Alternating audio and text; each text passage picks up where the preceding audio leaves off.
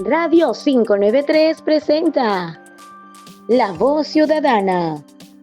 En este programa se analizarán diversos temas que acontecen diariamente en nuestro país, donde conocerás las opiniones desde el punto de vista humano y real. Bienvenidos a su programa de opinión, La Voz Ciudadana. Saludos cordiales a quienes nos ven. A continuación tendremos diferentes entregas de trabajos periodísticos. Empecemos.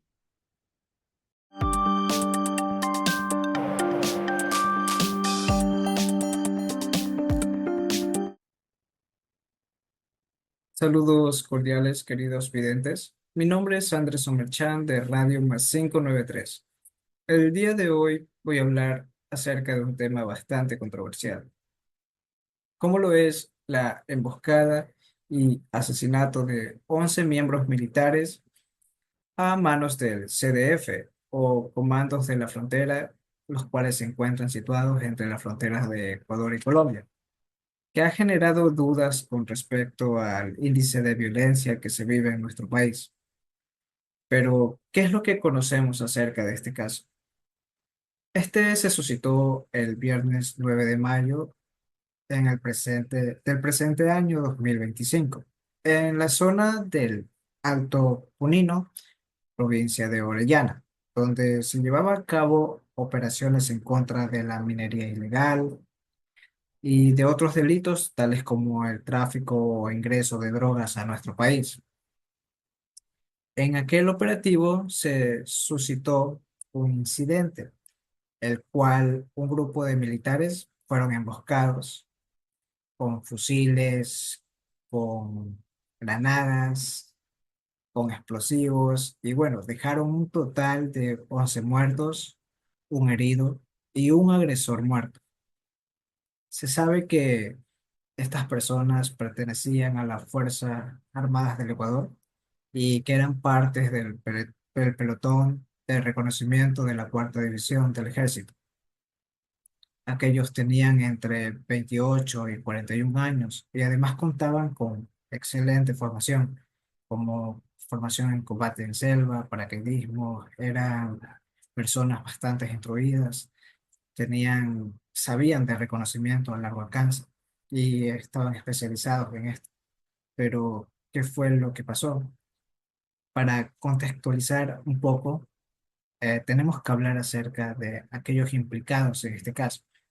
Y pues bueno, todo el peso se le atribuye a el Comando de la Frontera, o el CDF, que es un grupo armado colombiano que está vinculado con las disidencias de la FARC, que bueno, al estar en esta zona estratégica, pues ha hecho del oro su nuevo botín, el dinero, las vacunas a las personas que realizan la minería, es prácticamente su diario vivir.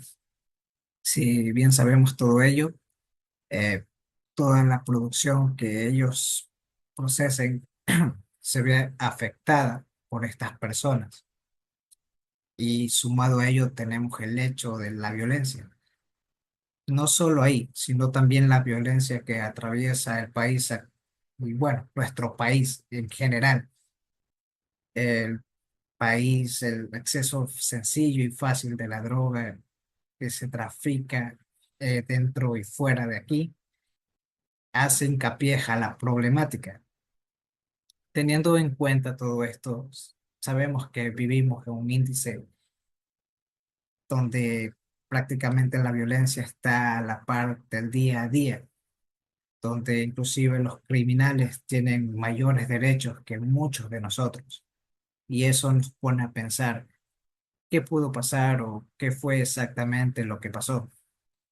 Si bien existen muchas teorías acerca del caso, una de las teorías que más resuenan o que más o menos dan con respecto a lo sucedido es que pueda existir alguna persona que esté dentro de las Fuerzas Armadas que haya filtrado aquella información y que esté implicada en el caso, lo cual la verdad no es de extrañarse, ya que muchas de estas personas suelen ser susceptibles al hecho de que puedan ganar dinero fácil con ello.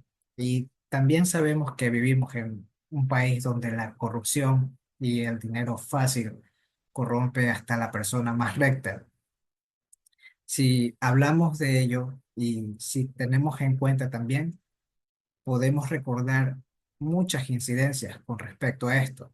Y una de ellas, pues, es un caso relacionado también a prácticamente lo mismo, el cual trata de tres periodistas del diario El Comercio que fueron asesinados de la misma forma por una guerrilla a nombre de alias Huacho hace 7 años. Si bien tenemos en cuenta todos estos actos delictivos y vemos cómo estos ganan más y más y más poder, nos ponen en duda nuestros derechos y cómo amedrentan nuestro bienestar. Y digo nuestro porque me incluyo, ya que hoy en día hablar de violencia, de inseguridad, es algo prácticamente común, sencillo, está muy normalizado, pero a pesar de ello, se tiene en cuenta que existen planes tales como el Plan Fénix, que fue decretado por el actual presidente, el cual pues trata un poco de apaciguar toda esta problemática, pero actualmente los resultados que surgen acerca de este plan no son muy esperanzadores. Tenemos en cuenta también que nuestro país se encuentra actualmente bajo el decreto del conflicto armado interno.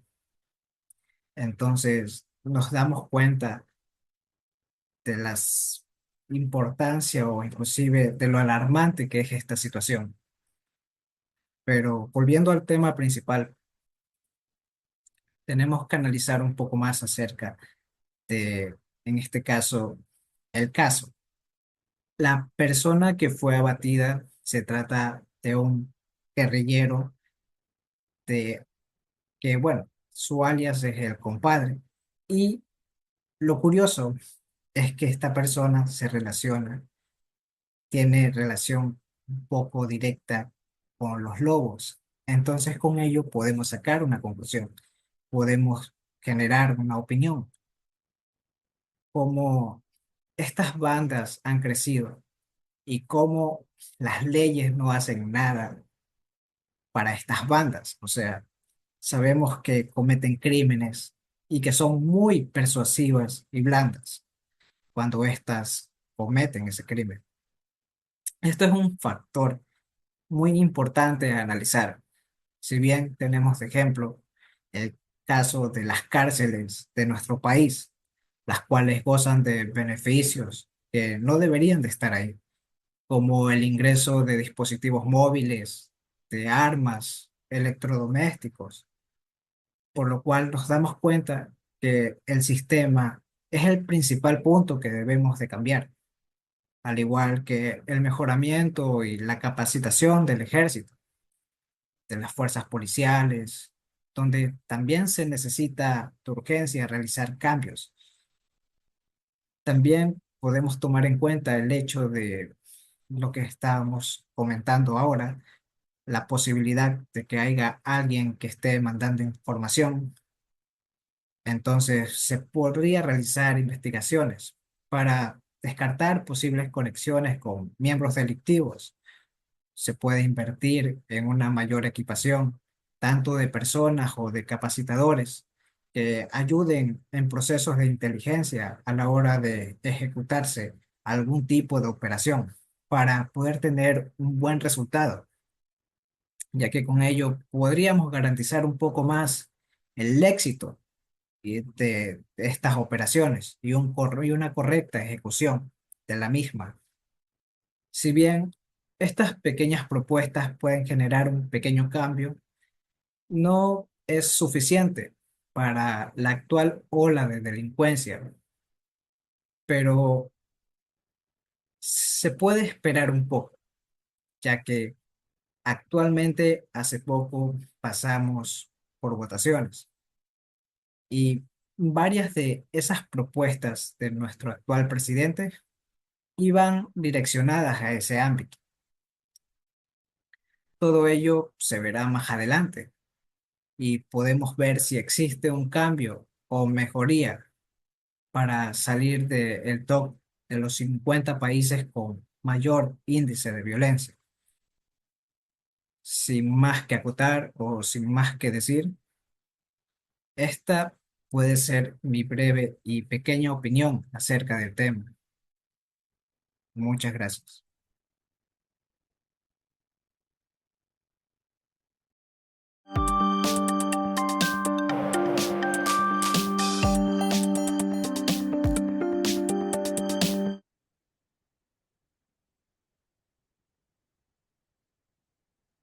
Sean bienvenidos a la presente entrega. Educación inclusiva, del discurso a la práctica. Esta semana inició el año lectivo escolar en la región Costa y la región Galápagos. Y vimos como autoridades del Ministerio de Educación visitaron varias instituciones a nivel regional para inaugurar oficialmente las actividades académicas. Una de ellas fue la subsecretaria de Educación Especializada e Inclusión, Claudia Sánchez, a quien pudimos observar en las redes sociales oficiales del Ministerio de Educación en imágenes junto con niños con diferentes discapacidades. Y el eslogan, reafirmando el compromiso con una educación gratuita, inclusiva y de calidad. Pero más allá de los discursos optimistas y las grandes campañas institucionales, una pregunta persiste. ¿Es realmente inclusiva la educación en Ecuador o seguimos viendo una educación simbólica, pero que a la larga no se concreta? El solo hecho de aceptar a un niño con discapacidad en una escuela regular no es inclusión. La verdadera inclusión implica transformar el sistema educativo, adaptar metodologías, capacitar docentes, brindar capacitaciones especializadas, crear espacios accesibles para estos niños y jóvenes que ingresan requiere un compromiso sostenido, más allá de darle una matrícula y un asiento. Según cifras oficiales del Ministerio de Educación, existen alrededor de 174 escuelas especializadas a nivel nacional, con un total de aproximadamente 9.000 estudiantes. Pero, ¿qué es una escuela especializada? Una escuela especializada es una institución donde acceden a la educación niños y jóvenes con diversas discapacidades. También el Ministerio de Educación indica que más de 50.000 alumnos con diferentes discapacidades están inscritos ya en instituciones regulares, las que maneja el gobierno. Entonces, podemos decir que mientras estas cifras son alentadoras, garantizan que hay una educación inclusiva, efectiva. La Ley Orgánica de Educación Intercultural, LOI, en su artículo 227 establece que los niños con discapacidad deben asistir a unas escuelas regulares. No obstante, el sistema educativo no se ha reformado, no ha sido modificado lo suficiente como para que estos niños las comunidades educativas respondan a esta realidad. Y tenemos una preocupación clave. ¿Están nuestros docentes realmente preparados y respaldados por el Ministerio de Educación y el gobierno para aceptar, para atender a estos alumnos que ingresan con diversas necesidades especiales? Pues bien, en nuestro país muchísimos estudiantes han ingresado y vemos cómo muchos también docentes se han vuelto en la predisposición de aceptar, han asumido este reto con compromiso, con verdadera vocación y amor. Pero no solamente el niño con necesidades educativas especiales necesita atención de su maestro, también requiere metodologías, ciertas metodologías más creativas, necesita adaptaciones curriculares, técnicas pedagógicas, y sin el apoyo concreto por parte del Estado, el docente queda solo ante esta responsabilidad enorme, queda solo en el querer hacer, pero no lo puede realizar, no llega al poder hacer. En lo inclusivo, la educación ecuatoriana cambiará solo cuando exista una preocupación real y efectiva por parte del gobierno. No basta con enviar disposiciones, objetivos a las diferentes instituciones. Ellos también deben llegar con recursos. Ellos también deben llegar con herramientas. Deben llegar con asesorías técnicas y acompañamiento profesional que permita a los docentes cumplir estas metas en estas escuelas.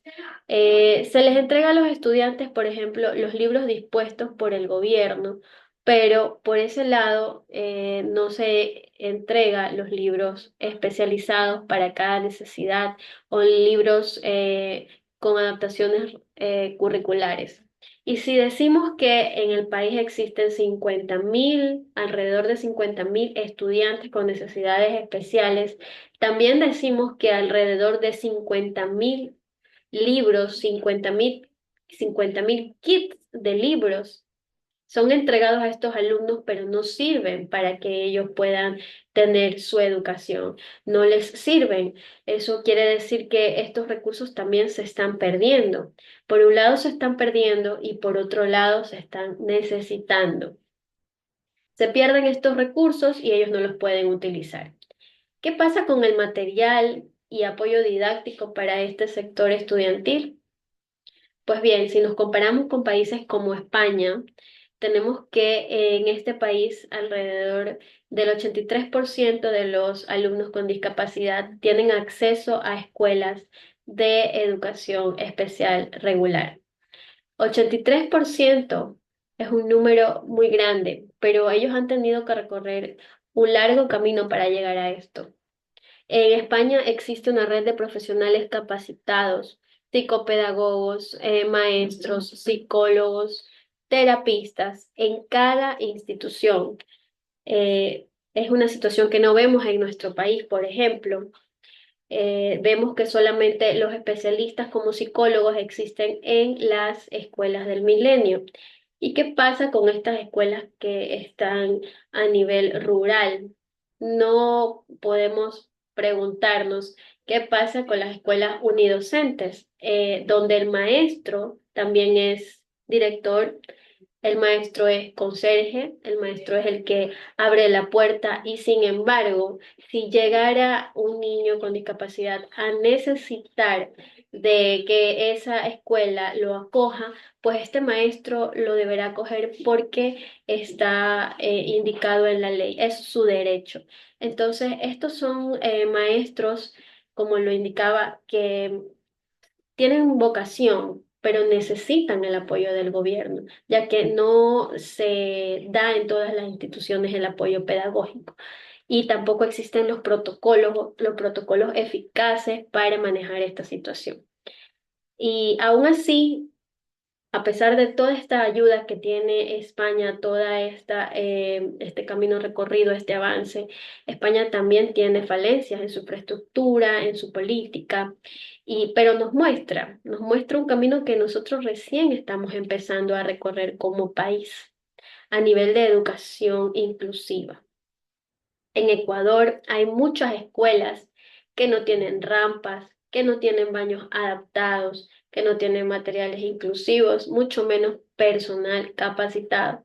Y las adaptaciones curriculares llegan, pero ¿qué hacen los maestros con estas adaptaciones curriculares si no tienen el conocimiento? O en algunos casos tienen el conocimiento, pero deben atender a todos los alumnos con los mismos recursos que les dan de siempre.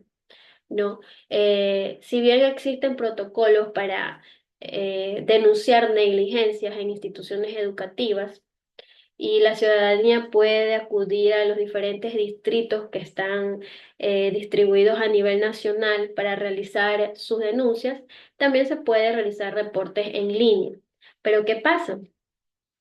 Todos estos mecanismos son importantes, pero no sustituyen que no hay una política pública integral y preventiva para que estos alumnos no sean víctimas de estas negligencias, ¿no? O sea, nos quedamos en que hay la solución, sí, pero no hay las políticas públicas, no existe dentro de las escuelas.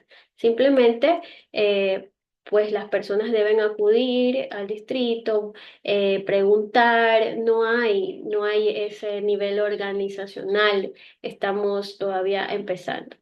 La inclusión real no se debe medir por el número de matrículas que le damos a los niños con discapacidad, sino por la necesidad de, del sistema de garantizar que aprendan, de garantizar que tengan dignidad, de garantizar de que en esas aulas tengan verdadera inclusión.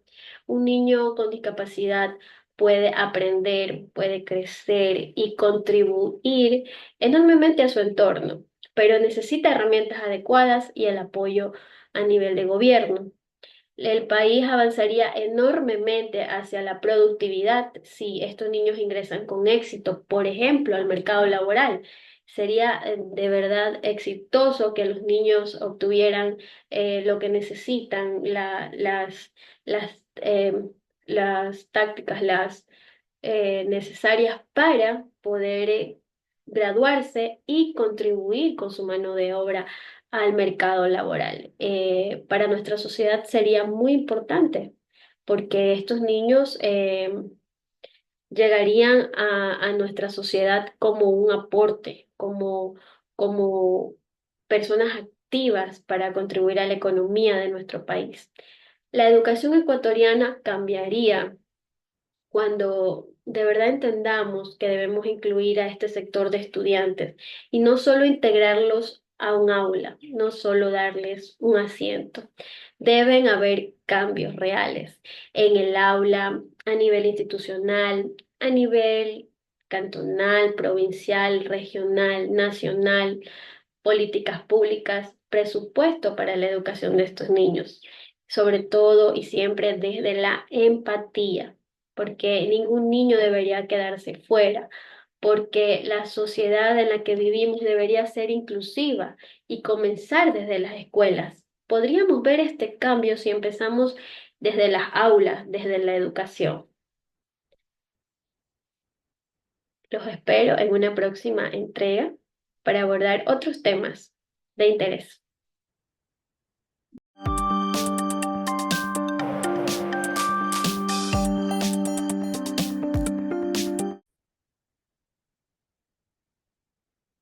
Baba, entre el olvido político y el potencial desaprovechado. Muy buenos días con todos. Autoridades presentes, compañeros ciudadanos del Cantón Baba y de la provincia de Los Ríos. Hoy me dirijo a ustedes no solamente como alguien preocupado por el presente de nuestro cantón, sino como ciudadano que cree firmemente que Baba merece más, más atención, más inversión, más respeto político. Durante años hemos escuchado promesas, discursos llenos de esperanzas y campañas desplegadas con compromisos infaltables. Pero cuando analizamos nuestra realidad cotidiana, cuando salimos a las calles, cuando miramos los campos, las vías, cuando vemos las angustias de nuestros agricultores, la frustración de nuestros jóvenes, entendemos que esa promesa han quedado solo en eso, en palabras nada más, en palabras vacías. Baba es un cantón con historia, con identidad, con gente trabajadora, con gente orgullosa. Su riqueza agrícola ha sostenido por años a miles de familias y han aportado el desarrollo económico de la provincia. Pero, ¿cómo es posible que un cantón tan productivo siga enfrentando los mismos problemas básicos desde hace décadas? Las carreteras en mal estado no solamente nos dificultan la llegada a nuestros destinos, sino que nos ahogan en nuestra economía. Un agricultor babense no puede sacar su producción con condiciones dignas. El transporte se ha vuelto caro, lento y peligroso. Las lluvias, que deberían ser las aliadas para el campo, ahora se convierten en en enemigos para los agricultores, porque los caminos se inundan, se llenan de lodo, se derrumban y esto es caos para los agricultores. Cuando vienen las verdaderas emergencias, como por ejemplo ahorita el desbordamiento de los ríos, ahorita en el invierno reciente hubo desbordamiento en los ríos Baba y San Antonio. ¿Qué sucede? Más de 60 recintos quedaron afectados, familias enteras tuvieron que ser evacuadas. ¿Y dónde estaban las autoridades provinciales? ¿Dónde quedó el respaldo real del gobierno nacional? La alcaldía de Baba ha intentado hacer frente a estas crisis con recursos propios, con su gente, con creatividad, pero no podemos seguir enfrentando un problema de esta magnitud con uñas, mientras que los gobiernos de otros niveles se lavan las manos. La descentralización no puede ser una excusa para abandonar el cantón. La descentralización debe significar autonomía. Sí, pero también colaboración, responsabilidad, una responsabilidad compartida, apoyo técnico y económico. No es posible que la Prefectura de Los Ríos, teniendo la competencia en viabilidad rural, no cumpla su rol de eficiencia. No es posible que los recursos no lleguen a donde más los necesitan. No es justo que los cantones más pequeños como Baba sean tratados como ciudadanos de segunda clase, solo por no tener el peso político o mediático de otras ciudades. Lo que vive Baba es una muestra clara de desigualdad estructural en nuestro sistema político. Los cantones pequeños reciben menos recursos, menos atención, menos presencia del Estado. Pero los problemas sí, los problemas que enfrentan son enormes. Son problemas que son súper que mayores. Nuestros jóvenes no tienen la suficiente oportunidad educativa. Muchos tienen que irse a otros cantones, a otras provincias, para poder estudiar una carrera ya sea universitaria, ya sea técnica. Y hay chicos, hay jóvenes que una vez que se van ya no regresan, no regresan. La mayoría no vuelve. ¿Por qué? Porque no hay empleo, no hay espacio, no hay espacio de desarrollo, no hay intervención, no hay inversión. Nuestros agricultores no cuentan con políticas públicas adecuadas. No hay suficiente asistencia técnica, ni créditos accesibles, ni programas de garantía. La comercialización de los productos locales, es decir, trabajamos duro, ¿para qué? Para nada, porque no tenemos ningún respaldo. Baba no está pidiendo caridad. Baba no está pidiendo favores. Baba exige lo que por derecho le corresponde. Una gestión pública justa, una inversión equitativa, una representación política que no nos abandone luego de las elecciones.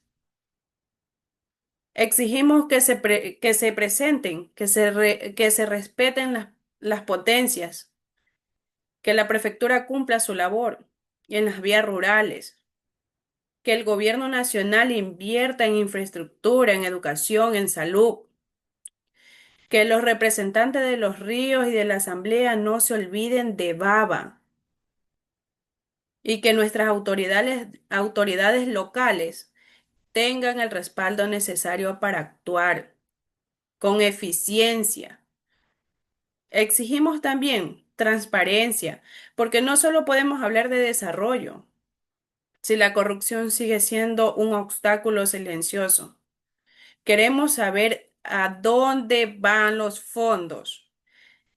Queremos procesos claros, obras que se concluyan, planificación a largo plazo.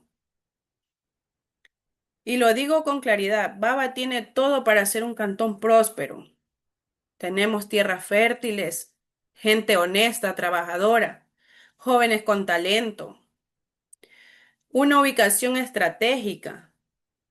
Imaginen un Baba con una red vial funcional, un Baba con un centro educativo técnico que prepare a nuestros jóvenes para el futuro, un Baba con canales de riego eficiente, con mercados locales fortalecidos, con turismo rural bien organizado. Ese Baba es posible, pero no lo lograremos si seguimos siendo invisible para quienes pueden tomar sus decisiones desde la comodidad de una oficina en Babahoyo, en Quito. Ciudadanos, este es el momento de no quedarnos callados. No podemos seguir normalizando el abandono, la burocracia, la indiferencia. Tenemos que alzar la voz, exigir respuestas, organizarnos y participar. La política no puede ser solo para las élites.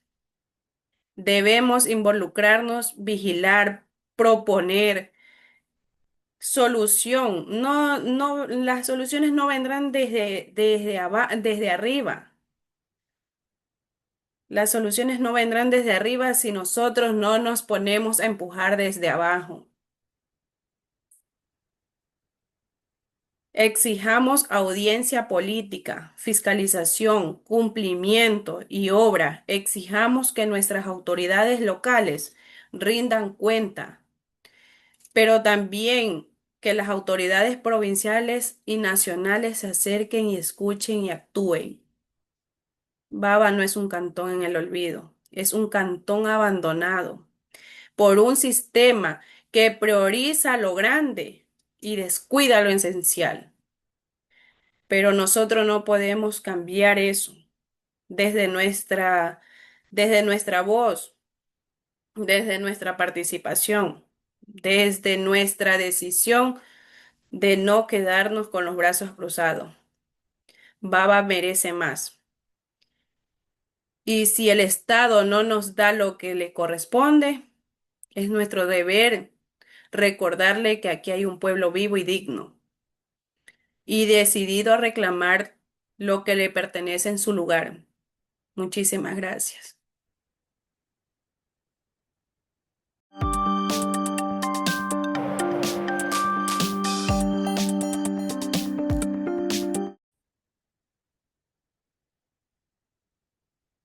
¿Qué tal? ¿Cómo están, queridos colegas, radios oyentes, autoridades? Mi nombre es Tatiana Jaramillo y en este momento estoy acá dando la opinión pública sobre mi cantón Balao. Sí, Balao. A ustedes les va a sonar eh, a unos como, ay, va a hablar de ese cantón. Y para otros,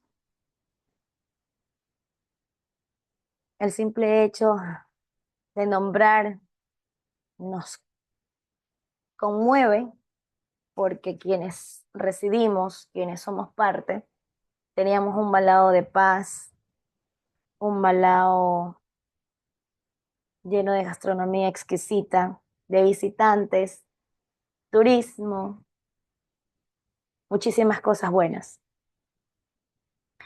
Ahora el Balao, que antes era proclamado como la tierra del mejor cangrejo, es Balao de terror, Balao zona roja, Balao, Balao, Balao, Balao, Balao, Balao. Suena y resuena en las redes sociales como el lugar más peligroso de la provincia del Guayas. Así es. Se han suscitado un millón cosas. Hace muchísimo tiempo atrás, secuestrados, extorsiones, amenazas. Sábado 13 de mayo, joven de 17 años, amaniatado, torturado hasta la muerte. 2 días posteriores a la muerte del joven del sábado 13 de mayo, mujer secuestrada, haciéndose pasar por Policía Nacional, se llevan, la raptan, la violan, la maltratan, la ultrajan y muerta. Sábado 13 de mayo, homenaje a la reina del hogar con presencia militar y solo para el evento. Así es. Como ciudadanos estamos agotados, la verdad. Los comerciantes, ni qué decir.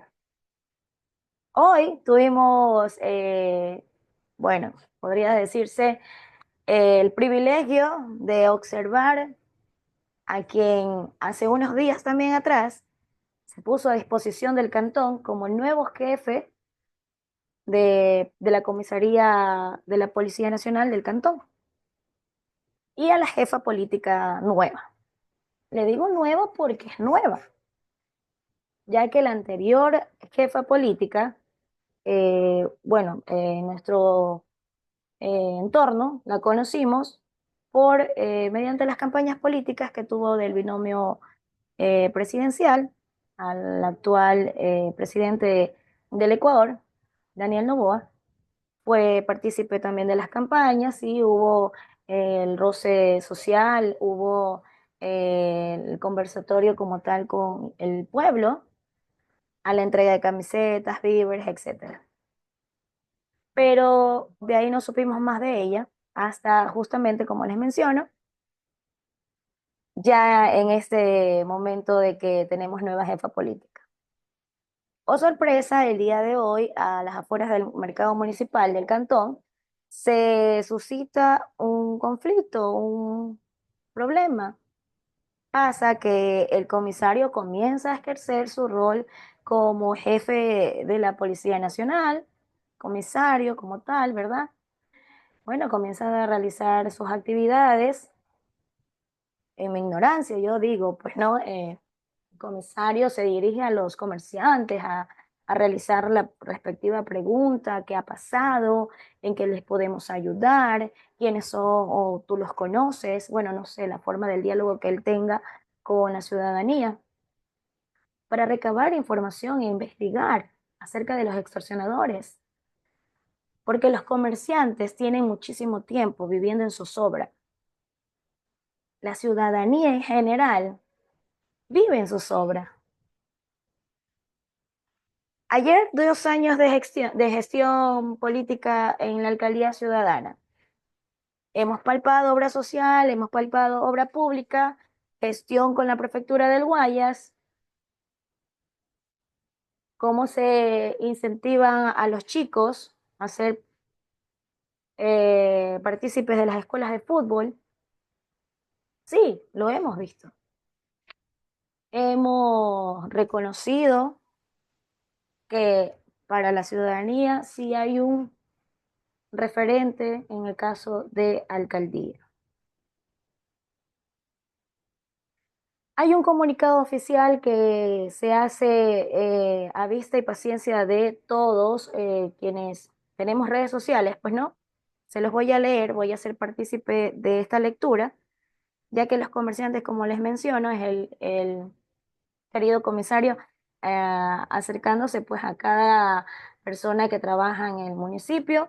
eh, Al parecer ha estado haciendo el control de peso, precios y etcétera. Y al parecer los comerciantes no están pues de acuerdo. Ustedes saben, les estoy comunicando que no han pasado por cuestión de una buena, decirlo así, una buena venta por las cuestiones de las extorsiones. Y sucede que al parecer como no están de acuerdo los comerciantes, bueno, se hubo una discusión. Y los policías, en este caso, en el actor de los policías, ya el gas lacrimógeno quedó para la historia. Sí, señores. Detonaron sus armas de seguridad. Detonaron varias veces al aire. Una de las balas cayó en uno de los departamentos cercanos. Gracias a Dios no estuvo nadie en la habitación y no hubo por mayores. Perdón, por menores, por no decir otra cosa. No hubo por menores. Entonces, ¿qué pasa? Que el actor de los policías me confunde muchísimo porque cuando ha existido el riesgo absoluto, el riesgo de que ha habido asaltos, que ha habido este tipo de secuestros, bueno, sin número de cosas. No ha habido el actuar como tal. Y a esto se refieren nuestros queridos comerciantes. Les voy a leer el comunicado oficial que hacen ellos, bueno, en una página de información de acá del cantón. Indican que casco comercial del Cantón Balao, comunicado, ya no es el número 1, es el número 2. También les digo eso. Porque aquí dice, pese a que no ha existido una respuesta de las autoridades mencionadas antes del primer comunicado, nos dan a entender que no les importa la situación del Cantón Balao ni la seguridad de cada uno de nosotros. Y lo sucedido el día de hoy con los comerciantes del casco central, exigimos, solicitando al distrito de la Policía Nacional que se retire a todos los policías del Cantón de Balao, ya que su cumplimiento hacia la delincuencia, extorsiones, etcétera, no existen. Son aliados de ellos y se pasean frente al retén. Eso es lo que menciona la ciudadanía. Como segundo punto, solicitan a la alcaldía ciudadana que pida presencia militar como lo pide para los eventos que realiza. Es lo que les mencioné al principio, que el Día de las Madres que se organizó un evento, hubo presencia militar. Y el resto, ya no hay nada. Entonces, ¿qué podemos pensar, querida audiencia? ¿Qué podemos esperar con las nuevas autoridades? Es lo que queremos saber todos, ¿verdad? Cabe recordar que el pasado 11 de noviembre del 2024 hubo un intento de asesinato al vicealcalde de este cantón. Desde ese entonces, el único comunicado que expresó mediante redes sociales ha sido que iba a resguardar su seguridad y que por ende no iba a participar en varias sesiones de consejo y pues en lo laboral se iba pues a mantener en incógnito. Hoy en redes sociales todavía no hay una afirmación y tampoco solamente hay un supuesto, ¿no? Hay un supuesto de que el tercer concejal, asume la vicealcaldía ya. Así es, después de 2 años de gestión, ahora pues ya se está reeligiendo, o se podría decir eligiendo, a un nuevo vicealcalde. ¿Por qué reeligiendo? Porque el señor en cuestión, siendo concejal, ya tuvo la oportunidad de ser vicealcalde anteriormente en otra bandera política. Entonces, a eso me refería por reelegirlo. Y bueno, en cuestión de opiniones, están ustedes, queridos compañeros. Gracias por el tiempo y el espacio. Radio 593, profesionales ante ustedes. Muchísimas gracias. Hasta una próxima oportunidad.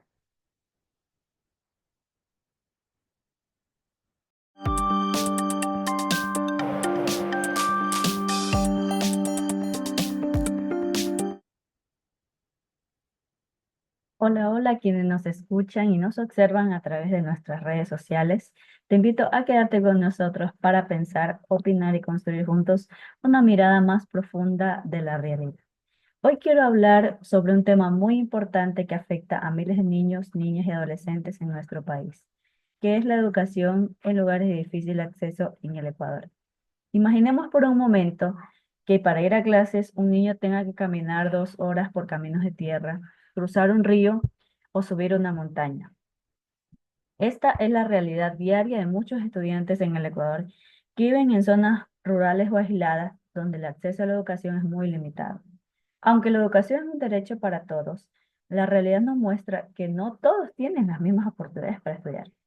La distancia, la falta de recursos, la desigualdad hacen que ese derecho no se cumpla por igual para todos, especialmente los que viven en estas zonas de montaña, de campo o de difícil acceso por carreteras en mal estado. Hoy quiero dar mi opinión acerca de esta situación actual de la educación en estos sectores, los problemas que enfrentan estas comunidades y por qué es urgente tomar medidas para cambiar esta realidad. La educación es un derecho fundamental, pero en Ecuador aún existen muchos niños que viven en estas zonas de difícil acceso a una escuela o un colegio y que no todos tienen la igualdad de oportunidades educativas. Desde mi punto de vista, esta situación representa una de las mayores injusticias en mi país y se debe ser atendida con urgencia. En muchas partes del Ecuador, especialmente en estas zonas alejadas, las escuelas se encuentran en malas condiciones. Algunas no tienen luz, ni agua potable, ni internet. Las escuelas funcionan con escasos recursos por la falta de infraestructura, lo que limita el aprendizaje y la motivación en los estudiantes. En esta zona hay escasez de docentes. A veces solo se cuenta con un solo maestro para enseñar varias materias a distintos niños en, en una misma aula. Los materiales escolares también son muy escasos y en muchos casos los niños aprenden sin libros, sin cuadernos y en pupitres de malos estados. Durante la pandemia, esto se hizo aún más grave, ya que muchos niños no pudieron seguir en clases virtuales por falta de señal a la conexión de Internet. Cuando un niño o una niña en el campo no accede a una educación de calidad, no solo se limita su desarrollo personal, sino también el de toda su comunidad. La falta de conocimientos actualizados, habilidades tecnológicas o capacitación técnica incide directamente en la productividad rural, la salud comunitaria, la participación ciudadana y la innovación local. Generan tasas de más alto de abandono escolares, menores niveles de comprensión lectora y matemáticas. Por eso es que hay muchas personas que no saben leer ni escribir porque en su debido tiempo no tuvieron la oportunidad de poder estudiar porque estaban en estas zonas aisladas. Además, se pierde un gran potencial humano y cultural. Los jóvenes rurales podrían convertirse en líderes locales, innovadores en la producción agrícola, promotores del desarrollo sostenible, defensores de sus tradiciones. Si se les brindara las herramientas adecuadas, los podrían lograr. Pero muchos jóvenes, lamentablemente, son obligados a migrar a otras zonas urbanas en busca de oportunidades educativas, dejando atrás sus raíces y suelen hacerlos impulsados por el deseo de superarse, por ayudar a sus familias o aún por mejorar su condición de calidad de vida. Sin embargo, este camino no es fácil para ellos. El traslado implica costos de altos de transportes, vivienda, alimentación y en muchos casos, muchos jóvenes regresan a sus lugares de orígenes. Además, el entorno urbano presenta desafíos culturales y sociales. Estos jóvenes deben adaptarse a ritmos de vidas distintos, estilos de comunicaciones diferentes y muchas veces enfrentan discriminaciones por su acento, su forma de vestir, sus costumbres, su forma de pensar. Esto puede provocar una pérdida progresiva del sentido de identidad o una sensación de no pertenecer a la ciudad, ni complementarse a esta zona rural. Estudiar en la ciudad no debería implicar renunciar a las raíces, más bien debería de ser un desarrollo verdadero que permita a los jóvenes crecer sin tener que separarse de su historia, de su comunidad y de su tierra. Pero ¿cómo pueden competir estos estudiantes con los estudiantes de las ciudades donde sí hay tecnología y biblioteca, clases de refuerzo y profesores capacitados? Sinceramente, no pueden. Esta situación genera una gran desigualdad educativa entre quienes viven en las ciudades y quienes viven en estas zonas. Mientras algunos estudiantes tienen acceso a tecnologías, bibliotecas, laboratorios, buenos profesores, y otros apenas pueden aprender a leer o escribir en condiciones mínimas. Esto afecta su futuro, pero lo limita al momento de qué, de buscar empleos, de continuar con sus estudios o querer mejorar su calidad de vida. Pero ¿quiénes son los responsables? El Estado. ¿Por qué? Porque el Estado ecuatoriano tiene la obligación de garantizar una educación de calidad para todos, sin importar en qué parte del país vivan. Esto implica invertir más en las escuelas rurales, invertir en caminos de acceso, enviar docentes preparados y motivados para mejorar la calidad de estos estudiantes. Mejorar también las infraestructuras y asegurar el acceso a Internet satelital. También es importante respetar la diversidad cultural, como las comunidades indígenas, donde la educación debería ser en su idioma y también adaptada a su contexto. ¿Esto qué implica? Destacar que la educación no puede depender solo del esfuerzo de las familias, sino que debe de ser o de ir de la mano con el Estado ecuatoriano. ¿Para qué? Para que estos niños puedan desarrollar y puedan tener una mejor calidad de educación en sus vidas. Para terminar, quiero decir que la educación en lugares de difícil acceso no es un privilegio, es un derecho. Garantizarla es una obligación del Estado y es una responsabilidad de toda la ciudadanía, de toda la sociedad. Si queremos un país más justo y con verdadero futuro, debemos empezar por darle a los niños y niñas las mismas herramientas para construir su destino y su futuro. La educación es la base del desarrollo de una persona, de una familia, de una sociedad, de un país. Recordemos que la educación también presenta oportunidades únicas. Las comunidades alejadas de las ciudades poseen una gran capital cultural, valores como la cooperación, el respeto a la naturaleza, la identidad local. Incorporar estos elementos en los contenidos educativos puede fortalecer el sentido de pertenencia de los estudiantes, contribuir a un modelo educativo más contextualizado y significativo. Garantizarla, la educación, a una educación digna, equitativa en estos sectores rurales con una condición necesaria para el desarrollo sostenible e inclusivo del Ecuador. Invertir en la educación rural es apostar por la igualdad de oportunidades y formación de ciudadanos comprometidos con su entorno. Además, se han desarrollado experiencias exitosas de educación rural integradora, como escuelas multigrados, programas de educación intercultural bilingüe o el uso de tecnologías apropiadas que se respetan en el contexto local. Estos modelos demuestran que la buena voluntad política y el apoyo institucional es posible brindar una educación de calidad en cualquier territorio de nuestro país Ecuador. Superarla requiere voluntad, compromiso, visión del país, que no dejemos atrás a quienes viven y construyen desde el campo. Porque solo con educación de calidad para todos el futuro puede ser verdaderamente justo e inclusivo.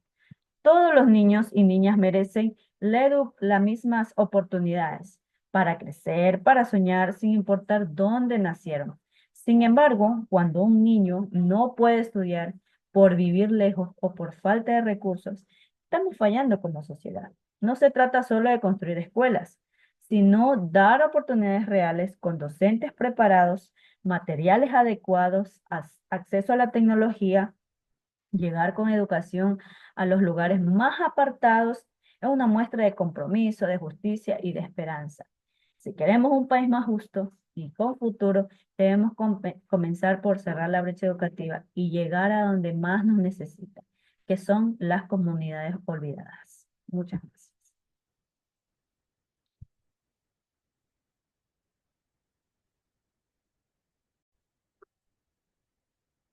Llegamos a la parte final de esta edición de La Voz Ciudadana, el espacio donde tu opinión cuenta y tu voz se escucha. Gracias por acompañarnos. Nos reencontramos en una próxima emisión, aquí donde la voz de tu pueblo siempre tiene un lugar.